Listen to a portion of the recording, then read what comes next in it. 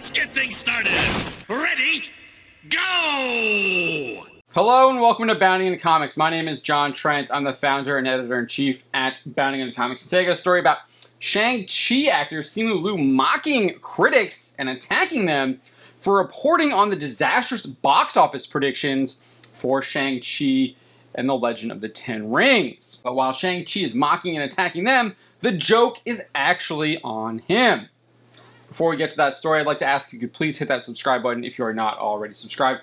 If you are already subscribed, please make sure you are still subscribed. YouTube does like to unsubscribe people for whatever reason. So as I was saying, Shang-Chi and the Legend of the Ten Rings actor Simu mocked and attacked critics for reporting on box office predictions for the film. Box office tracking website Box Office Pro predicted that the film would have the worst opening domestic weekend in Marvel Cinematic Universe history when they released their long-range box office forecast for the film in the middle of August. Specifically, they claimed that the film would have an opening domestic weekend between $35 million and $55 million. If that prediction had come true, it would have had the worst opening weekend in the Marvel Cinematic Universe ever, given that current holder, The Incredible Hulk, had an opening weekend of $55.4 million or $70.2 million in 2021 dollars if you factor in inflation. Those predictions from Box Office Pro did not come true. Instead, Shang-Chi and the Legend of the Ten Rings earned $75.5 million in its opening domestic weekend, becoming the fifth worst grossing MCU film ever. The film only beat The Incredible Hulk, Ant-Man, Captain America, The First Avenger, and Thor, looking at just gross totals and not factoring in inflation. However, if you factor in inflation, it's the third worst MCU film ever. Both Captain America, The First Avenger, and Thor best Shang-Chi's $75.7 million haul. Captain America, The First Avenger earned $65 million back in 2011, but in 2021 dollars, that's $78.9 million. Thor earned $65.7 million in 2011 as well, which in 2021 dollars is $79.7 million. On top of this, Shang-Chi performed worse than even Black Widow, that was available to view on Disney Plus the same day it released in theaters back in July. Black Widow's opening weekend was $80.3 million. Disney claimed the film also earned $60 million from Disney Plus Premier Access purchases in its opening weekend. Seemingly believing the media praise around the film's box office, which raved that the film beat Labor Day box office records, Liu took to Instagram where he posted a collection of thumbnails from YouTubers The Quartering, The Critical Drinker, Geeks and Gamers, Nerdrotic, Hilverse, Babyface, and Ryan Cannell. The collection of thumbnails was originally created and posted to the Marvel Studios subreddit by user Aaliyah Asan. The user shared a side-by-side of the image next to Variety's headline about the film earning $90 million over the entire Labor Day weekend and breaking the box office record for Labor Day weekend. Liu added to the thumbnails by including a giant LOL over top of them. He then shared the image to his Instagram story. Unfortunately for Liu, the joke is actually on him. As I just noted, the film is actually one of the worst performing films in MCU history. The fact that it broke the Labor Day record is complete and utter media spin.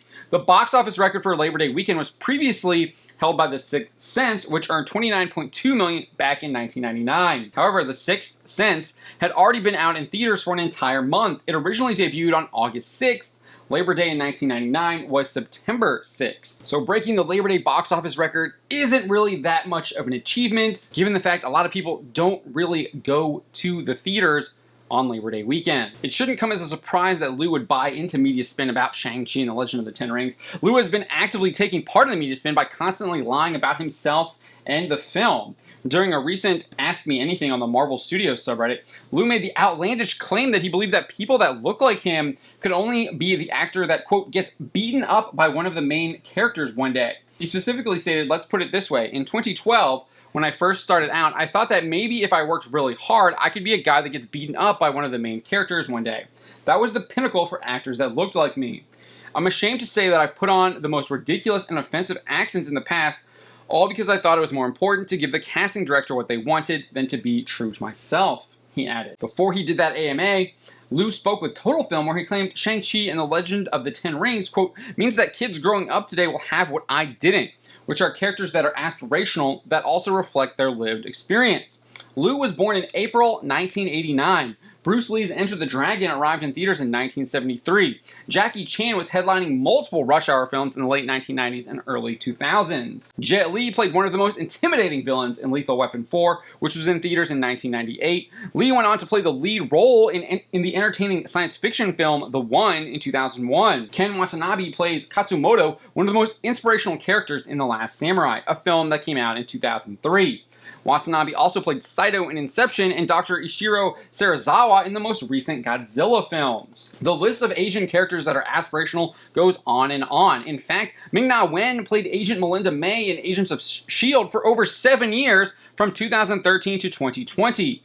Chloe Bennett, whose father is Chinese and was born Chloe Wang, starred alongside Wen in Agents of S.H.I.E.L.D. as Daisy Johnson from 2013 to 2020. It's clear Simu Liu was lying to try and peddle Shang-Chi and the Legend of the Ten Rings. Unfortunately, it doesn't appear to have done enough, as the film's opening weekend still ranks as one of the worst in MCU history. LOL. But let me know what you think. What do you make of Simu Liu mocking Shang-Chi critics and attacking them? My name is John Trent, and you've been watching Bounding into Comics.